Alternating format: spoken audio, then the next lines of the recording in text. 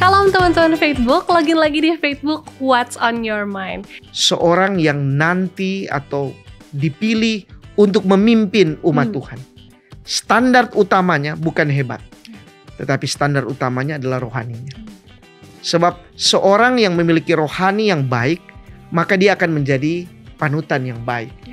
Bagaimana mungkin seorang yang tidak memiliki rohani yang baik, kemudian dia menjadi pemimpin rohani bagi umat? Di zaman perjanjian lama atau di abad-abad yang lalu, wanita itu selalu inferior, di bawah dari pria. Seakan-akan yang harus berkuasa adalah semua pria. Tetapi Alkitab memberikan bukti jauh sebelum ada gerakan emansipasi wanita, di mana wanita itu diangkat derajatnya.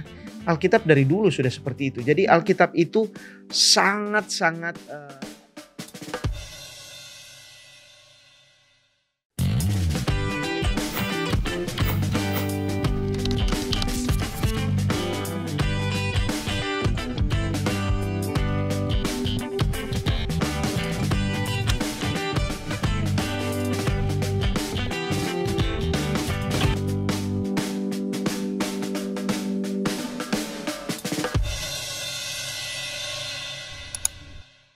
Shalom teman-teman Facebook, login lagi di Facebook What's on Your Mind. Kita sudah ada di episode baru, semoga teman-teman semua dalam keadaan sehat dan juga dalam lindungan Tuhan. Nah teman-teman, seperti biasa di Facebook ini kita akan membahas tokoh-tokoh Alkitab yang menginspirasi. Dan apabila nih teman-teman punya tokoh-tokoh Alkitab yang secara khusus ingin teman-teman bahas, teman-teman boleh leave komentar di bawah. Dan juga sebelumnya nih teman-teman, aku juga ingin mengajak teman-teman semua untuk login dengan cara subscribe di channel YouTube dari Facebook ini dan juga follow semua sosial media dari Hope Channel Indonesia. Nah, saat ini kita akan memulaikan episode kita, tapi sebelumnya kita akan mengikuti video yang satu ini. Oke, lawan kata kekalahan. Kemenangan. Oke.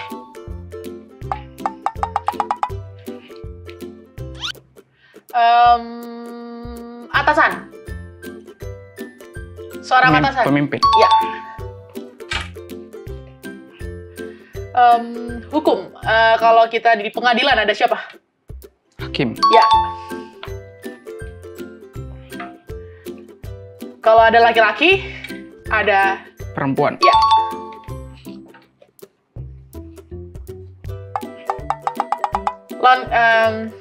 Lawan kata takut. Berani. Yap.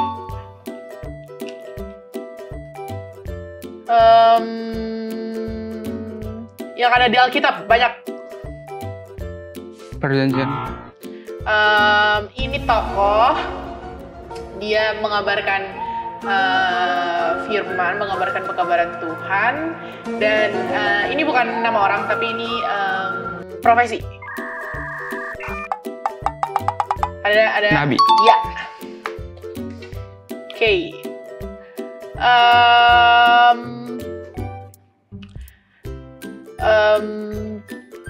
Kalau kita select nih antara satu dengan yang lain, negara satu dengan negara yang lain nih, lagi terjadi apa nih?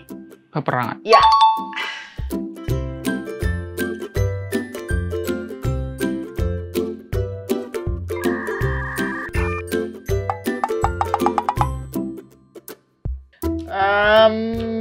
Dia perempuan, terus dia berani. Pemimpin. Kalau Deborah? Satu orang lagi. Deborah dan siapa? Siapa? Kalau pemimpin kalau salah Barak kayak. Barak. Barak. Jadi, Deborah dan Barak. ya.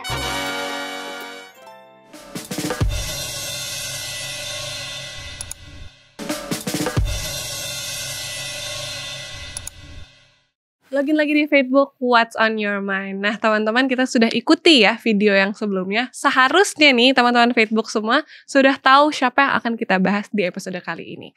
Dan seperti biasa, aku tidak mungkin membahas tokoh Alkitab ini sendirian. Aku saat ini sudah ditemani bersama dengan Pendeta Raymond Lohanauman. Shalom Pendeta, apa kabar Pendeta? Shalom, baik, puji Tuhan. Puji Tuhan. Sehat-sehat Pendeta? Amin, amin. Keluarga gimana Pendeta? Puji Sehat-sehat? Tuhan baik. Puji Tuhan baik. Amin. Nah kita berharap juga ya Pendeta, teman-teman Facebook dimanapun teman-teman berada juga dalam keadaan yang sehat-sehat ya Pendeta. Nah Pendeta, Sebetulnya seharusnya teman-teman Facebook udah tahu sih siapa yang akan kita bahas di episode kali ini. Tapi pendeta boleh kasih tahu nggak pendeta? Siapa yang akan kita bahas di episode kali ini?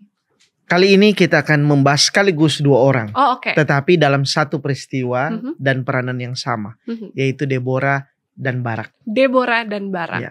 Nah sebetulnya pendeta kalau Deborah dan Barak ini yang lumayan terkenal tuh Deborah ya pendeta. Ya, Dia- seperti terlihat menonjol ya. Iya, Padahal dia lumayan perempuan, ya. ya karena perempuan itu Iya. kisah-kisahnya tuh sering di-mention Hmm. entah itu di khotbah ataupun kisah anak-anak karena dia perempuan. Iya. Hakim perempuan gitu pendeta. Tapi sebelum kita akan masuk nih ke 2 personal ini, Deborah dan Barak, di episode-episode sebelumnya pendeta tuh sempat bilang bahwa hakim-hakim ini menjadi ada hakim karena keadaan Israel, Ya, keadaan Israel. betul. Nah, yang aku ingin tanyakan kepada pendeta sebenarnya apa yang terjadi dengan keadaan Israel saat itu pada saat Deborah dan Barak itu muncul menjadi hakim Israel, pendeta. Iya, yang pertama adalah kita perlu melihat catatan-catatan Alkitab ya. Mhm. Jadi catatan Alkitab menyebutkan bahwa sebelum Deborah dan Barak muncul menjadi hakim itu ada Ehud. Mhm. Kemudian dilanjutkan Samgar. Pada episode yang lalu saya sempat menjelaskan bahwa kurang lebih 80 tahun Ehud memerintah dan aman keadaan orang Israel. Kemudian Samgar yang mungkin tidak sampai 1 tahun. Karena itulah yang ditulis oleh Josephus. Seperti yang saya katakan. Sejarawan Yahudi mengatakan tidak sampai 1 tahun. Jadi katakanlah 80 tahun aman. Tetapi pada akhirnya mereka kembali kepada penyakit lama. Nah inilah di buku hakim-hakim kita akan selalu melihat siklus berulang. Siklusnya adalah seperti ini. Orang Israel diperintah oleh hakim yang baik. Mereka hidup baik. Mereka aman sekian tahun. Kemudian hakim-hakim itu meninggal. Saat hakim itu meninggal, orang Israel kembali terpuruk. Pada waktu mereka terpuruk, mereka meninggalkan Tuhan tentu saja. Dan pada saat mereka meninggalkan Tuhan, keadaan mereka lebih tidak menentu. Mereka mengalami kesulitan yang berat. Akhirnya mereka berseru kepada Tuhan. Waktu mereka berseru, Tuhan kirimkan hakim. Pada waktu hakim itu ada, kembali lagi keadaan baik. Tetapi kembali lagi mereka akan jatuh sesudah hakim itu tidak ada. Dan ini terjadi berkali-kali. Nah, setelah 80 tahun mereka diperintah oleh Ehud, kemudian dilanjutkan Samgar dalam keadaan baik. Kedua orang ini meninggal, orang Israel kembali melakukan kejahatan sehingga mereka terpuruk. Dan 20 tahun ayat 3 di dalam coba Yana boleh lihat Ya. di Hakim-Hakim pasal 4 ayat 3. Hakim-Hakim 4 ayat 3 ya pendeta? Iya. Oke, Hakim-Hakim 4 ayat 3 dengan judul perikop Deborah dan Barak.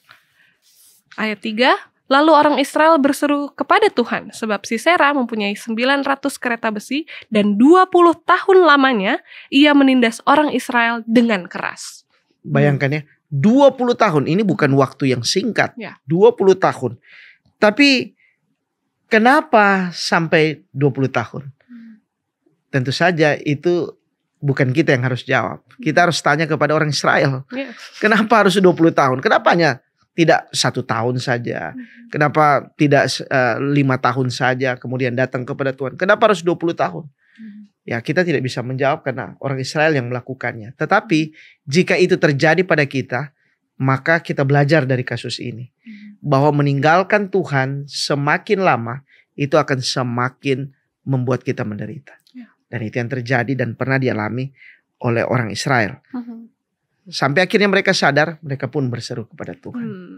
Jadi Ya. siklusnya gitu ya pendeta ya. Iya. Bisa dibilang keadaan orang Israel saat itu lagi tidak baik-baik saja. Oh Akhirnya ya. ada Deborah dan Barak ya pendeta. Ya. Nah saat ini yang aku ingin tanyakan kepada pendeta, siapa sebenarnya kedua orang ini, si Deborah dan Barak ini, dan bagaimana cara Tuhan memilih Deborah dan Barak? Oke. Sebelum saya lanjut, saya pertama ingin memberikan catatan untuk Deborah. Di sini cara Tuhan memilih Deborah menjadi hakim, karena menjadi hakim itu berarti menjadi pemimpin atas semua kaum, Ya. kaum pria maupun kaum wanita. Di zaman perjanjian lama atau di abad-abad yang lalu, wanita itu selalu inferior, di bawah dari pria. Seakan-akan yang harus berkuasa adalah semua pria. Tetapi Alkitab memberikan bukti jauh sebelum ada gerakan emansipasi wanita, di mana wanita itu diangkat derajatnya.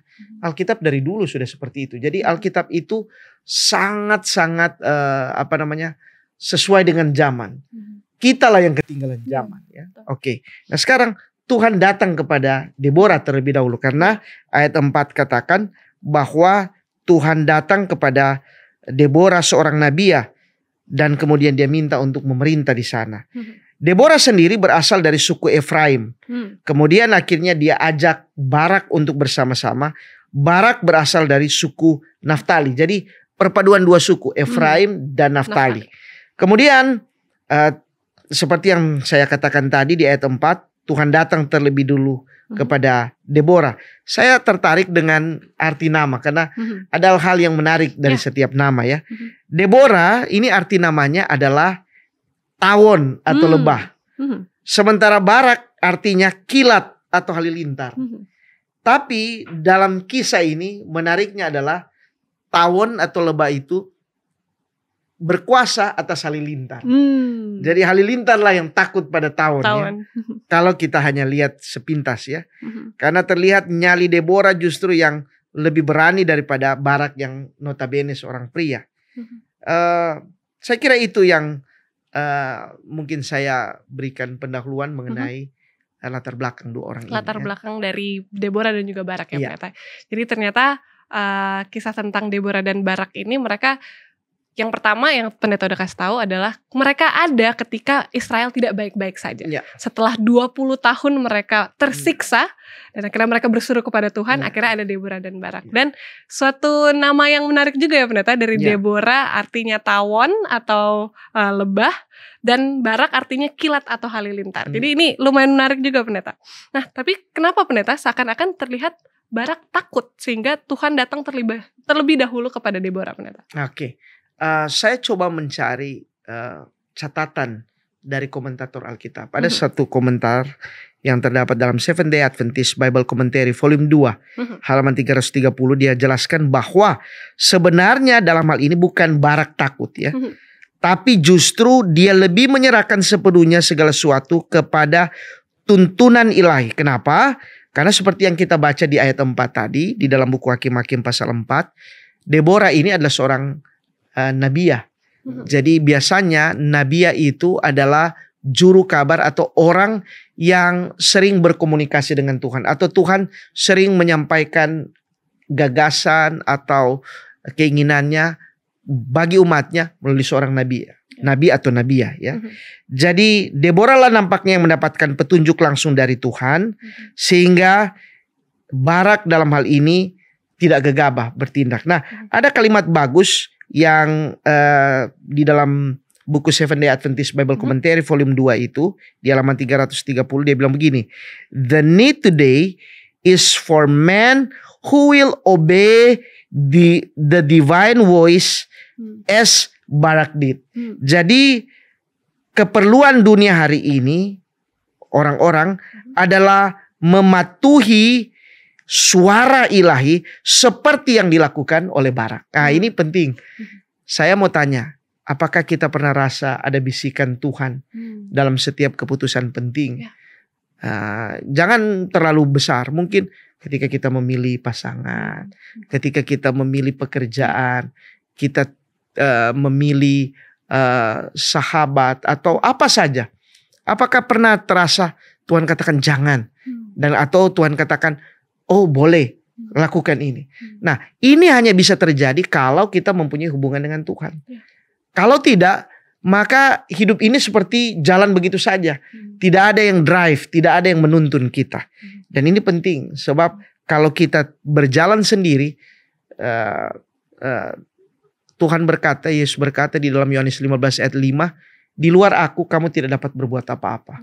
Mazmur 127 katakan, kalau bukan Tuhan yang membangun rumah, sia-sialah manusia membangunnya. Dengan kata lain bahwa ya mungkin bisa-bisa kita lakukan, tapi hasilnya tidak sebaik bersama dengan Tuhan. Kira-kira ini yang boleh saya bagikan di bagian pertama ini, ya. Oke, pendeta. Ternyata udah lumayan banyak nih pendeta ya pelajaran-pelajaran yang bisa kita ambil dari kisah Deborah dan Barak. Tapi kita harus berhenti sejenak ya pendeta. Kita akan mengikuti lebih dalam lagi kisah mengenai Deborah dan Barak di next segment. Jadi teman-teman jangan kemana-mana, tetap di Faith.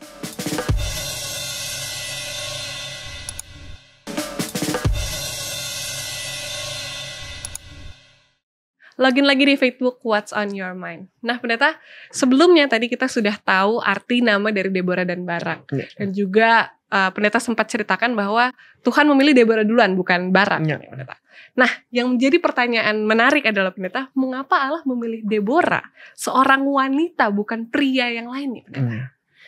Ini kalau kita jawab pertanyaan ini membutuhkan penalaran Alkitabiah yang luas. Kenapa? Karena ada banyak kasus-kasus yang ada di dalam Alkitab di mana kita melihat fakta yang sepertinya tidak cocok dengan cara berpikir kita. Ingat pada waktu Tuhan menyuruh Samuel untuk memilih raja pengganti Saul. Dia pergi ke rumah Isai. Kemudian Isai memperkenalkan anak-anaknya. Maka tampillah yang gagah-gagah. Kelihatan kekar. Samuel berpikir, wah ini cocok menjadi raja. Lalu tiba-tiba muncul, setelah semua itu selesai, kemudian muncul Daud. Nah waktu muncul Daud, Samuel seperti berpikir, wah ini masih kemerah-merahan. Kenapa yang dipilih seperti ini? Tapi itulah Tuhan. Pada waktu orang Israel gagal menampilkan apa yang Tuhan harapkan, maka di perjanjian baru Tuhan memilih 12 murid. Orang bertanya, kenapa murid-murid yang model seperti ini tidak sekolah seperti Petrus, hanya nelayan? Tapi terbukti dari orang-orang seperti inilah kekristenan itu dibangun. Jadi apa yang saya mau katakan, memilih itu adalah hak prerogatif Tuhan. Kenapa si A bukannya si B? Kalau Tuhan yang pilih berarti dia tahu potensi atau apa yang terbaik dari orang itu. Nah, mengenai Deborah, kenapa Deborah? Bukankah masih banyak pria yang lain di Israel? Harusnya pria dan pria. Jadi Barak didampingi pria yang lain mungkin ya. Kenapa harus pria dan wanita? Dan kemudian dipilih seorang Deborah. Tentunya Tuhan punya alasan. Tapi dari apa yang saya pelajari, saya dapati bahwa begini. Deborah ini adalah tipikal wanita yang kerohaniannya terjaga dengan baik. Nah ini yang perlu saya garis bawahi. Seorang yang nanti atau dipilih untuk memimpin umat Tuhan. Standar utamanya bukan hebat. Tetapi standar utamanya adalah rohaninya. Sebab seorang yang memiliki rohani yang baik, maka dia akan menjadi panutan yang baik. Bagaimana mungkin seorang yang tidak memiliki rohani yang baik, kemudian dia menjadi pemimpin rohani bagi umat Israel ya. Logika ini kita perlu pikirkan. Nah sampai hari ini kita juga harus berpikir hal yang sama ketika itu menyangkut pemimpin-pemimpin rohani. Jadi setiap pemimpin rohani dia harus punya standar kerohanian yang tinggi. Karena dialah yang menjadi panutan, dia yang menjadi teladan. Dia akan memimpin umat. Jadi Deborah dipilih, saya membaca bukan karena dia hebat. Skillnya hebat, bisa berperang, ada talenta, punya karunia intelektual. Tapi saya lihat dari catatan Alkitab, dia memiliki kerohanian yang baik. Itu yang menjadi dasar Tuhan memilih dia untuk memimpin orang Israel. Jadi memang ya karena kuasa Tuhan ya pendeta, dia bisa memimpin. Iya, betul. Nah, pendeta, apa yang saat ini aku ingin tanyakan ke pendeta, apa yang menarik dari peperangan orang Israel yang dipimpin oleh Deborah dan Barak melawan musuh-musuh mereka? Ini juga menarik. Kenapa? Sebab perang belum dimulai, pasukan belum ada, perbekalan belum disiap, tapi hasil dari peperangan itu sudah ditetapkan. Jadi kalau baca kisah mereka, maka seakan-akan perang belum dimulai, kemenangan sudah di tangan. Itu menarik bukan? Ya.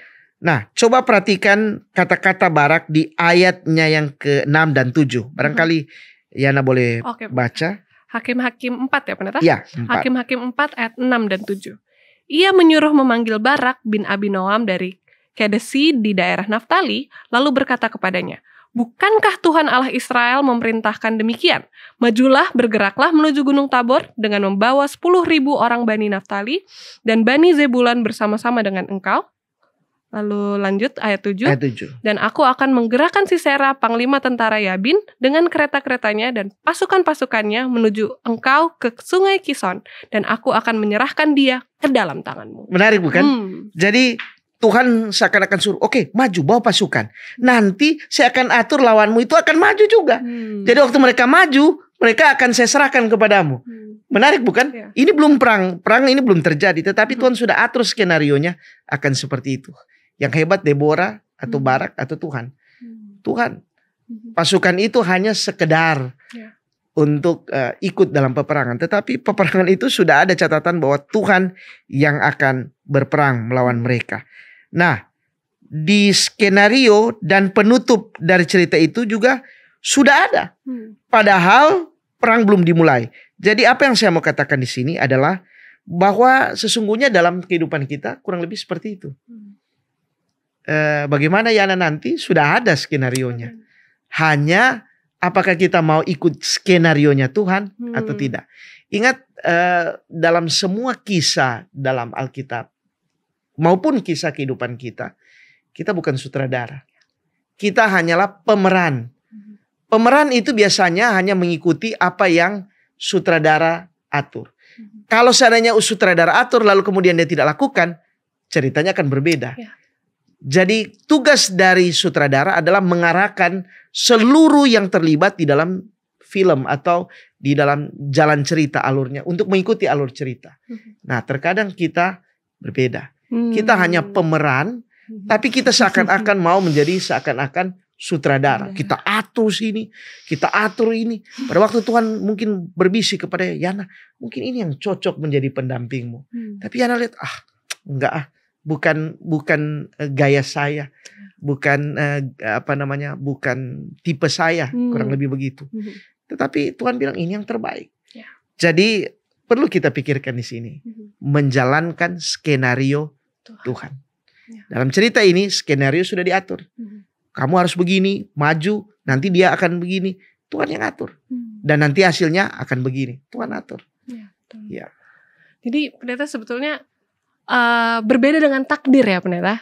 Kalau takdir itu kan ya udah kita jalanin, udah ada nih Tuhan udah bikin. Tapi ini enggak, skenarionya sudah Tuhan atur asal kita mau ya pendeta. Jadi bukan takdir kita ikut-ikut aja atau gimana pendeta? Jadi begini.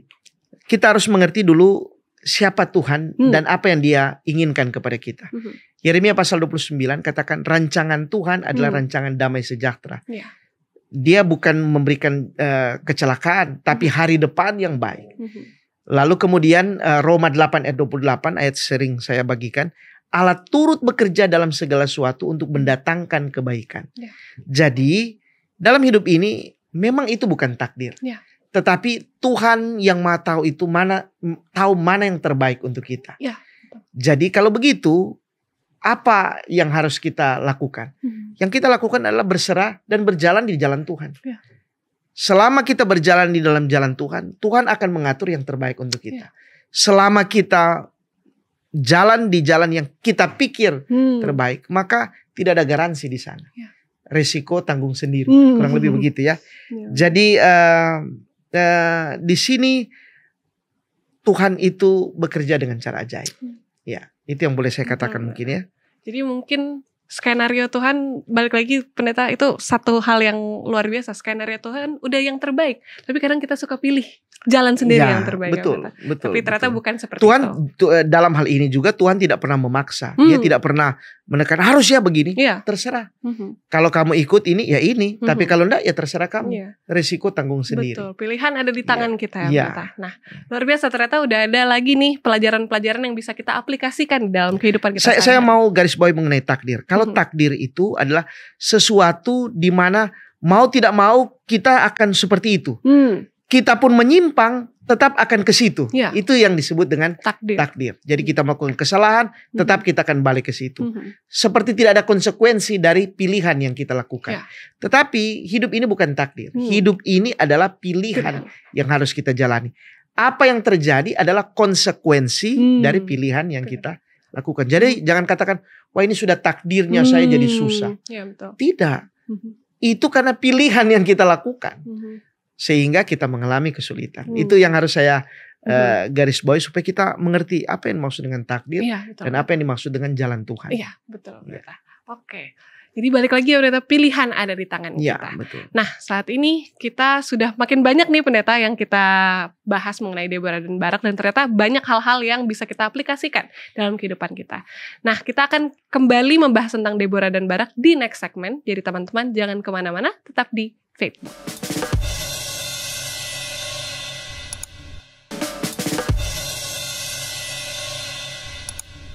Login lagi di Facebook, What's on Your Mind. Nah, Pendeta, di segmen sebelumnya, Pendeta sempat kasih tahu bahwa peperangannya yang dipimpin oleh Deborah dan Barak itu sudah menangnya tuh udah ketahuan, Pendeta. Yeah. Udah dikasih tahu bahwa mereka akan menang. Tapi sebetulnya nih Pendeta, yang ingin aku tanyakan ke Pendeta, apakah sebenarnya beneran mudah atau gampang orang Israel menang, Pendeta? Ya, memang kalau kita baca di awal seakan-akan wah gampang sekali ya. Tuhan kok sudah atur, jadi tinggal aja pergi ke peperangan itu. Tapi sesungguhnya tidak semudah itu ya. Kenapa? Karena ini dulu yang kita harus mengerti. Orang Israel 20 tahun lamanya mereka berada di bawah penjajahan bangsa lain. Ya. Jadi orang yang dijajah itu mentalitas mereka itu tidak sekuat kalau jadi penguasa. Ya. Jadi ini hal yang perlu kita perhatikan. Jadi untuk membangkitkan mereka bahwa kamu akan jadi pemenang, yang penting datang aja ke perang. Oh, itu tidak mudah. Barangkali mereka harus dipaksa ikut ini untuk meyakinkan mereka itu membutuhkan waktu ya. Kemudian yang kedua, pasukan juga kan itu belum ada. Tidak mudah saya rasa untuk mengumpulkan orang-orang itu. Kenapa? Karena kalau seandainya mereka buat satu gerakan dipantau oleh musuh, itu pasti mereka akan ditangkap ya. Bagaimana mungkin Barak dan Deborah pergi ke tempat-tempat orang Israel kemudian mari kita kumpul, kita akan perang. Wah, saya rasa begitu mereka berkumpul itu pasti dihancurkan oleh lawan mereka. Jadi tidak mudah. Nah, yang ketiga tentu saja di sini ada fear factor. Ya, pernah dengar ya, ada acara fear factor. Jadi faktor ketakutan, seperti yang saya katakan tadi, 20 tahun lamanya mereka tidak bersama dengan Tuhan. Jadi 20 tahun itu betul-betul menjadi faktor yang menakutkan, fear factor. Jauh lebih besar karena mereka tidak berjalan bersama dengan Tuhan. Nah, saya tertarik ada satu ungkapan yang katakan begini. The beginning of anxiety is the end of faith. And the beginning of faith is the end of anxiety. Apa maksud ini? Jadi permulaan dari kecemasan itu sesungguhnya adalah tanda atau indikator bahwa iman kita sudah berakhir. Atau kita berada pada iman yang sangat tipis. Tetapi sebaliknya, permulaan dari iman itu akan menjadi tanda bahwa ketakutan itu hilang. Jadi kalau kita sudah mulai rasa takut, berarti iman kita lagi kurang. Tapi kalau kita berani, itu berarti iman kita sedang bertumbuh. Jadi ini penting. Ada satu penulis namanya Warren Wiersbe. Dia tulis begini atau dia katakan begini. When God wants to glorify himself through his people, he always has a perfect plan for us to follow. God choose the leader of his army, the place for the battle, and the plan for his army to follow. God also guaranteed the victory. Bagus sekali ini. Jadi bila mana Tuhan menginginkan di mana dirinya dimuliakan melalui umat-umatnya, maka dia akan selalu memiliki rencana yang sempurna untuk kita ikuti. Allah memilih pemimpin untuk tentaranya, dia tempatkan di medan pertempuran, dan rencananya untuk pasukannya untuk diikuti. Dan Tuhan selalu memberikan jaminan kemenangan. Jadi ini menarik ya. Terkadang kita harus mengidentifikasi situasi. Ini peperangan saya atau peperangan Tuhan. Jadi ketika ada satu situasi, kita akan harus berpikir, apakah ini saya? Kalau itu saya berarti saya terus yang mikir. Saya yang berencana, saya yang memutuskan, saya yang harus terlibat, saya. Tapi kalau kita pikir, wah Tuhan ini saya tidak mampu. Ini saya serahkan. Ini pertempuranmu. Dan sama seperti pada waktu orang Israel akan menghadapi tentara Mesir yang mengejar mereka. Tuhan katakan begini, engkau diam saja dan aku akan berperang untukmu. Dan benar, orang Israel hanya melihat dari jauh pasukan itu diporak-porandakan. Laut terbelah, tiba-tiba tertutup, pasukan itu menjadi tidak berdaya. Karena apa? Karena itu pertempuran Tuhan. Israel menyerahkan kepada Tuhan untuk mengatasinya. Jadi dalam setiap cerita pertempuran di Alkitab selalu hanya dua hal.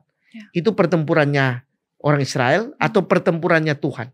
Kalau itu menjadi pertempuran Tuhan, Tuhan pasti memberikan garansi atau jaminan kemenangan.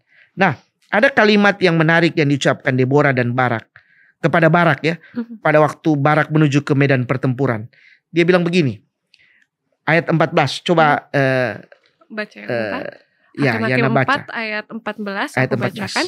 Lalu berkatalah Deborah kepada Barak, bersiaplah sebab inilah harinya Tuhan menyerahkan Sisera ke dalam tanganmu. Bukankah Tuhan telah maju di depan engkau? Lalu turunlah Barak dari Gunung Tabor dan 10.000 orang mengikuti. Wow, luar biasa bukan? Inilah harinya Tuhan menyerahkan Sisera ke dalam tanganmu. Luar biasa. Bukan inilah harimu untuk menghadapi kemenangan. Tidak. Ini harinya Tuhan. Setiap hari bisa menjadi hari kita atau hari Tuhan. Ya. Kalau kita menghadapi kesulitan, katakanlah kepada Tuhan, Tuhan, saya tidak mampu. Biarlah Tuhan yang mengatasi. Dan itu menjadi bagian Tuhan. Saya mungkin berhenti sampai di situ untuk bagian ini ya. Jadi memang luar biasa sekali ternyata. Banyak sekali ternyata pelajaran-pelajaran yang bisa didapat dan bisa kita aplikasikan di dalam kehidupan kita sehari-hari. Namun kita harus berhenti sejenak ya Pendeta. Kita akan ikuti kesimpulan di next segment. Jadi teman-teman jangan kemana-mana, tetap di Faithful.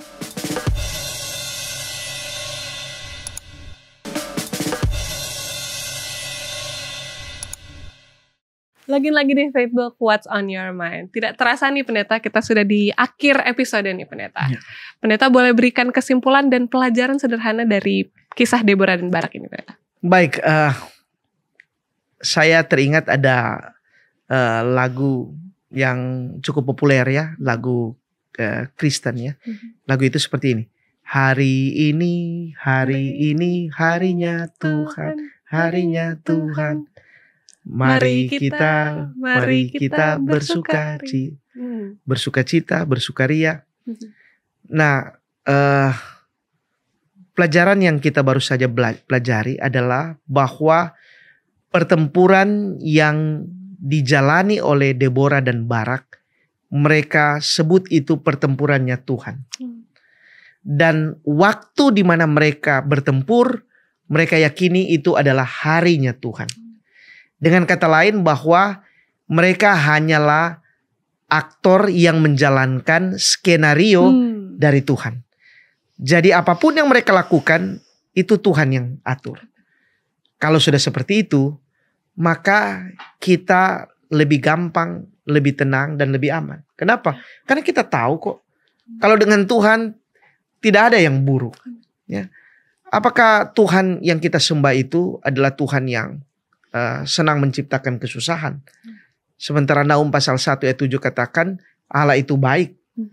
Dan Yeremia 29 tadi katakan bahwa rancangan Tuhan rancangan damai sejahtera. Jadi kalau hal-hal ini kita yakin dalam diri kita. Dan kita tahu bahwa Allah itu bekerja di dalam segala sesuatu untuk mendatangkan kebaikan. Pengkhotbah pasal 3 ayat 11 katakan untuk segala sesuatu ada waktunya. Dan Tuhan membuat segala sesuatu indah pada waktunya.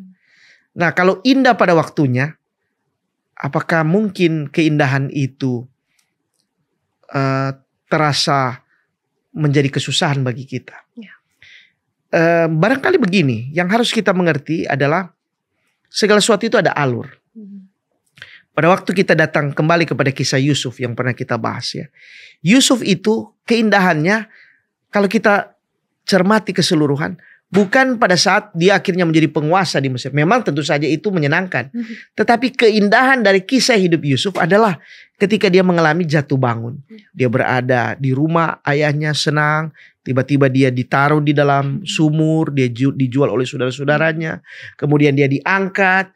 Kemudian dia dijual. Kemudian dia tinggal di orang di Mesir, dia sukses, tapi akhirnya dia dimasukkan ke penjara, lalu kemudian dia berhasil dan akhirnya menjadi penguasa.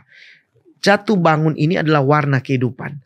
Orang tidak suka warna, ya. Kalau kelihatan hitam kelam. Tapi bagi kita yang senang dengan taman, ya, taman itu kenapa menjadi terasa indah di mata? Karena kita melihat berwarna-warni, ya. Ada merah, kuning, hijau. Tumbuh-tumbuhan itu menjadi menyenangkan di mata karena ada begitu banyak warna. Coba bayangkan kita berada di satu ruangan hitam melulu. Atau putih melulu. Atau warna tertentu. Terasa tidak ada variasi. Hidup ini seperti itu. Jadi apa yang terjadi, kita harus mengerti bahwa Tuhan bekerja di sana. Melalui kesusahan, melalui kemenangan, melalui kesulitan, melalui hal-hal yang menyenangkan. Itu semua menjadi warna. Dan yang pasti adalah kalau Tuhan bersama dengan kita. Daud berkata, sekalipun aku berjalan dalam lembah kekelaman, aku tidak takut bahaya. Kenapa? Karena dia sudah tahu. Akhirnya pasti menyenangkan. Jadi kurang lebih itulah yang boleh kita mengerti. Barak dan Deborah adalah orang-orang yang bergantung kepada Tuhan. Dan kemenangan-kemenangan mereka oleh karena Tuhan campur tangan. Kalau mereka bisa, kenapa kita tidak? Kalau mereka bersama dengan Tuhan dan sukses, kenapa kita tidak? Kita juga bisa sama seperti mereka. Sepanjang kita mengandalkan Tuhan. Kira-kira itu yang bisa saya bagikan. Amin. Pendeta boleh doakan episode ini, Pendeta? Baik, mari kita berdoa. Bapa kami dalam kerajaan sorga, kami berterima kasih. Kami boleh belajar dari pengalaman Deborah dan Barak. Bagaimana mereka menjadi pemimpin dengan mengandalkan Tuhan. Dan ketika Tuhan terlibat di dalam pertempuran, mereka meraih kemenangan. Tuhan turut serta di dalam segala sesuatu untuk mendatangkan kebaikan. Kami percaya hari ini Tuhan tetap sama. Tuhan yang sudah memberikan kemenangan di masa yang lalu bagi Deborah dan Barak, Tuhan yang sama juga akan memberikan kemenangan kepada masing-masing kami. Sepanjang kami bergantung, percaya, dan mengandalkan Tuhan. Tuhan, barangkali kami memiliki banyak kesulitan yang tidak kami ceritakan kepada orang lain. Tapi kami baru saja belajar pelajaran yang indah ini. Tuhan, biarkanlah semua kesulitan ini kami taruh ke dalam tangan-Mu. Dan membiarkan Engkau mengatasinya. Sambil kami percaya dan beriman kepada Tuhan. Meyakini bahwa Tuhan yang akan tolong semuanya. Dan menjadikan kami pemenang-pemenang dalam setiap peperangan kehidupan yang kami hadapi. Terima kasih Tuhan untuk semua jaminan berkat Tuhan bagi kami semua. Kami bersyukur atas memiliki Tuhan yang ajaib. Kami menyerahkan semuanya ke dalam tangan-Mu. Di dalam nama Yesus, Juru Selamat dan Penebus kami. Amin. Amin. Terima kasih banyak Pendeta Raymond untuk pelajaran yang luar biasa. Akhirnya Tuhan selalu memberkati ya Pendeta dalam pelayanan dan juga keluarga dimanapun berada. Dan teman-teman Facebook, apabila episode ini juga menjadi berkat sebagaimana ini telah menjadi berkat untukku, teman-teman juga boleh like dan juga share kepada teman-teman yang lain agar boleh menjadi berkat untuk orang lain. Demikian saja episode kita kali ini. Dadah, shalom, Tuhan memberkati.